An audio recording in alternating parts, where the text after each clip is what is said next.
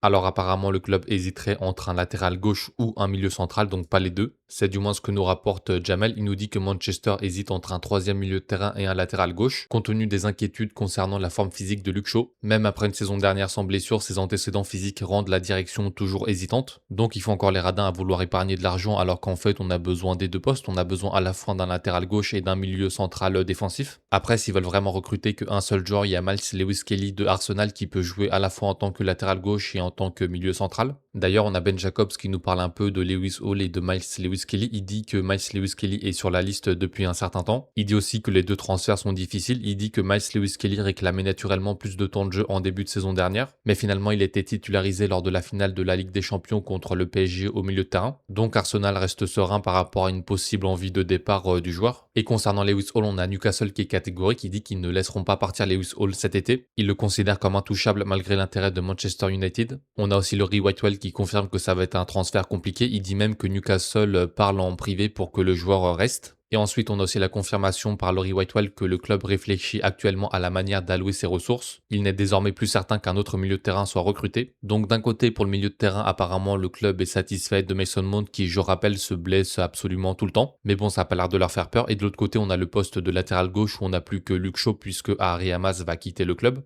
Et pareil, on n'a pas de piste avancée pour le poste d'arrière gauche parce qu'apparemment ça sera presque impossible pour Lewis Hall qui rejoigne le club. Pourtant, on voit bien que les performances de Luke Shaw baissent de saison en saison. Par exemple, ici on a un graphique qui détaille les performances défensives en ordonnée et en abscisse les performances offensives. Donc plus le joueur est à droite et en haut, plus il a un profil complet à la fois défensif et offensif. Et on s'aperçoit que le Luke Shaw de la saison 2020-2021, il apportait beaucoup plus offensivement. En effet, il était beaucoup plus à droite que le Luke Shaw 2025-2026 qui est juste ici. On voit que dans l'aspect défensif, le Luke Shaw 2025-2026 et 2020-2021, ils sont plutôt équivalents. En revanche, sur l'aspect offensif, ça n'a rien à voir. D'autant plus que la saison dernière, c'était une saison un peu spéciale puisque c'était la première saison depuis que Luke Shaw a rejoint le club où il a commencé les 38 matchs de Premier League. Ça m'étonnerait qu'il refasse une prestation comme ça la saison suivante. Ensuite, pour passer à autre chose, on a Betway qui devient le nouveau sponsor des tenues d'entraînement de Manchester United et ça devrait rapporter à peu près 20 millions de livres sterling par an. Il s'agirait du plus gros contrat jamais signé pour un équipement d'entraînement. Donc ça, c'est encore une preuve que le club ramasse énormément d'argent. Il n'y a aucun autre club qui a un contrat aussi énorme pour un équipement d'entraînement. Et pourtant, ça se reflète pas du tout sur le marché des transferts. En effet, ici, on a un graphique qui reprend toutes les dépenses nettes de tous les clubs de Premier League.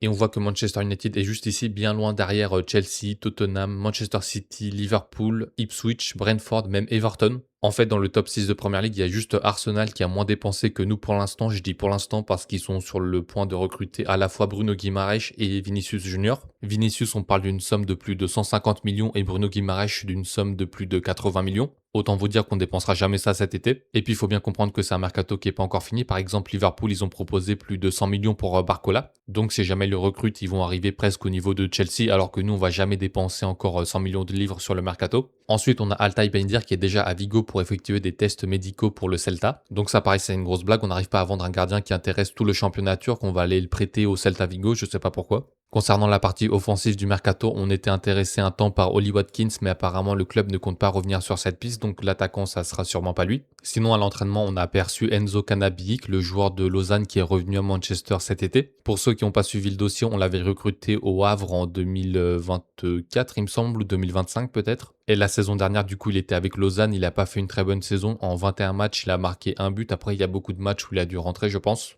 Donc normalement, je pense pas qu'il va rester, ou alors s'il reste, il sera avec les U21. Et d'ailleurs, en parlant des U21, on a Adam Lawrence qui va devenir l'entraîneur des U21. Il avait déjà entraîné les U18 de Manchester il y a peut-être 2 ou 3 saisons. Après, il était parti à Newcastle et maintenant il revient au club. Voilà pour les infos du jour, à demain.